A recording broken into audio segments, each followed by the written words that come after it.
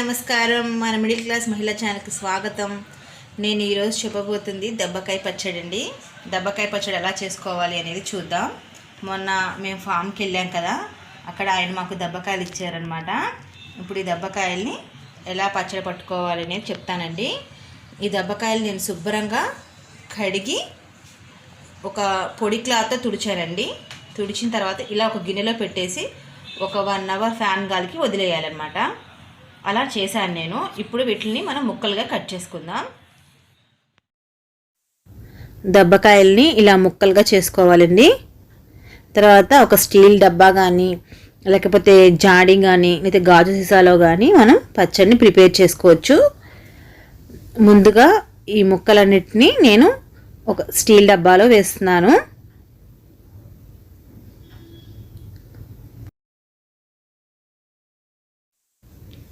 ఇలా ముక్కల్ని డబ్బాలో వేసుకున్న తర్వాత ఒక స్పూన్ పసుపు,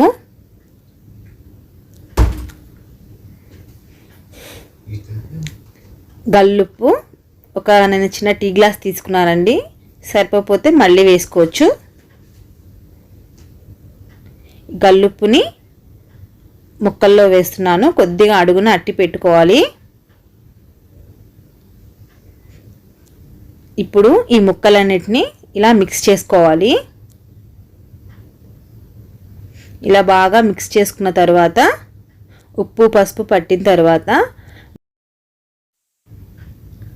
ఇప్పుడు ఈ ముక్కల్లో మనం కొద్దిగా ఉప్పు తీసుకొని పైన ఒక లేయర్ లాగా వేయాలండి. వేసి నైట్ మొత్తం ఈ ముక్కలు ఊరాలి.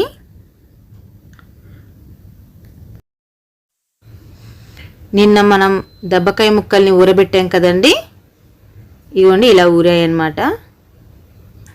ఇప్పుడు చేతులకు తడి లేకుండా చూసుకోవాలి. చూసుకొని ఒక్కసారి మనం ఇలా మిక్స్ చేసుకోవాలి. మొత్తం మిక్స్ చేసుకున్న తర్వాత మొత్తం ఒకసారి చేత్తో ముక్కలన్నిటినీ కలపాలి. కలిపిన తర్వాత 2 ముక్కలు తీసుకొని బాగా గట్టిగా పిండుకొని ప్లేట్లో పెట్టుకోవాలండి. ఇలా ముక్కలన్నిటినీ ఇదే విధంగా చేయాలి.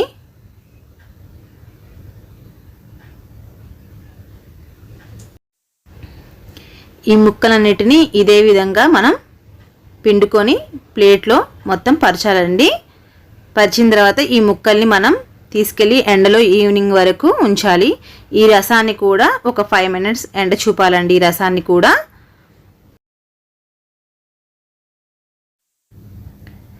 ముక్కలు ఈ విధంగా ఎండాయండి. పొద్దున్నే ఎండలో పెడితే సాయంత్రానికి ఈ విధంగా అయ్యాయి అన్నమాట. ఇప్పుడు వీటిని మనం ఈ రసంలో వేసేసుకుందాం. ఈ దెబ్బకాయ రసంలో వేసేసుకుందాం. నేను చిన్న గ్లాసు గల్లుప్పు తీసుకున్నాను కదండి, అలాగే చిన్న గ్లాస్ కారం తీసుకుంటున్నాను.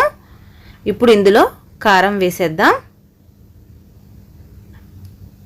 ఆల్రెడీ మనం ఉప్పు పసుపు అన్నీ ఇందులో వేసేసాం కాబట్టి కారం కూడా వేసేస్తున్నాను. మెంతి పొడి కూడా చక్కగా ఎర్రగా వేయించుకొని పొడి చేసుకొని 1 స్పూన్ వేసుకోవాలి సువాసన కోసం.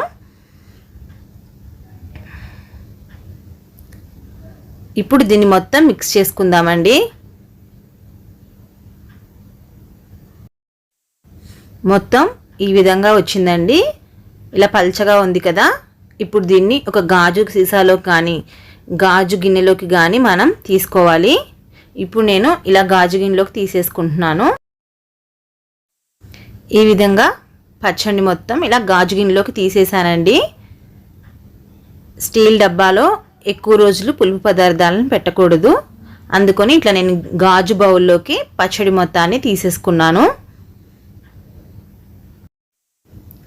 ఇలా చేసుకున్న తర్వాత మూత పెట్టేసుకుందామండి. పొద్దున్నే చూద్దాం. పొద్దున్నే మనం ఇలా మూత తెరిచి చూసేసరికి రసం మొత్తం ముక్కలు చక్కగా పీల్చుకున్నాయండి. పర్ఫెక్ట్గా పచ్చడి తయారైంది. ఇంతేనండి, ఈజీగా దెబ్బకాయ పచ్చడిని చేసేసుకోవచ్చు. కానీ కొంతమంది పోపు పెడతారండి. అలా పోపు పెట్టుకోవాలి అనుకున్న వాళ్ళు వెల్లుల్లిపాయతో పోపు పెట్టుకొని పోపు చల్లారిన తర్వాత ఈ పచ్చడిలో కలుపుకోవాలండి. లేకపోతే పచ్చడి చేదొచ్చేస్తుంది వేడివేడి పోపు వేస్తే. జాగ్రత్తగా పోపు పెట్టుకోవాలి. కానీ నేను మాత్రం ఇలాగే ఉంచేస్తున్నాను. ఎంతో రుచికరమైన దబ్బకాయ పచ్చడి రెడీ అయిపోయిందండి. మీకు గనక ఈ వీడియో నచ్చినట్లయితే షేర్ చేయండి, లైక్ చేయండి, సబ్స్క్రైబ్ చేయండి. Thank you for watching. Thank you.